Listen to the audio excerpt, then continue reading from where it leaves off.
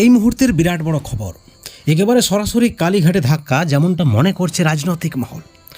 বন্ধুগণ, একদিকে যখন বাম নেত্রী মীনাক্ষী মুখোপাধ্যায়কে সিবিআই তলব করেছে, ঠিক অপর দিকে সিবিআইয়ের একটা বড় প্রশ্ন।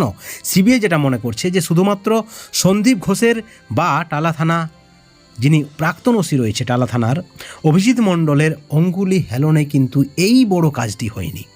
আপনারা সকলে জানেন যে 9 আগস্ট যে ঘটনা ঘটেছে, আরজি করের তরুণী চিকিৎসককে ধর্ষণ এবং খুনের ঘটনা, সেখানে কিন্তু ভুরি ভুরি প্রশ্ন উঠেছে এবং এই ঘটনার পিছনে বড় মাথা জড়িত রয়েছে, যেমনটা কিন্তু মনে করছে সিবিআই। কিন্তু কে সেই বড় মাথা?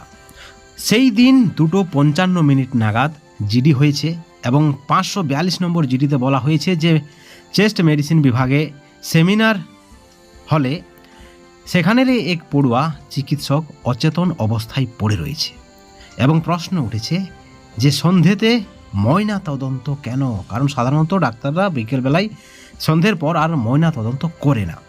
ঠিক অপরদিকে আজকের আরও একটি বড় ঘটনা। আপনারা সকলে জানেন যে বাম নেত্রী মীনাক্ষী মুখোপাধ্যায়কে সিবিআই তলব করেছিল এবং তিনি নির্দিষ্ট সময়ে সিবিআই দপ্তরে পৌঁছে যায়।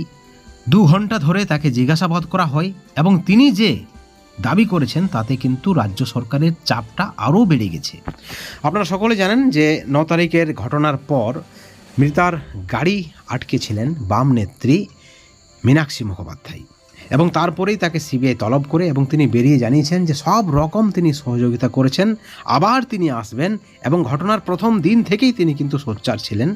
এর পিছনে কোনো ষড়যন্ত্র রয়েছে, এর নেপথ্যে রয়েছে কোনো ষড়যন্ত্র। বারবার তিনি অভিযোগ করেছেন এটা একটা পরিকল্পিত খুন এবং তারপরে তিনি আরও বলেছেন যে প্রয়োজনে তিনি আবার সিবিআই দপ্তরে আসবেন। অর্থাৎ একদিকে বড় মাথার খোঁজ, অন্যদিকে চাপ বাড়ালেন মীনাক্ষী মুখোপাধ্যায়। ঠিক অপর দিকে সুপ্রিম কোর্টে জুনিয়র চিকিৎসকদের আইনজীবী ইন্দিরা জয়সিংহ কিন্তু একই রকম যুক্তি রেখেছেন, যেমনটা কিন্তু সূত্র মারফত খবর রয়েছে। অত্যন্ত চাপে শাসক দল।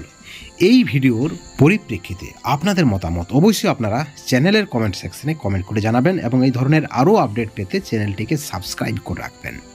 Thank you so much.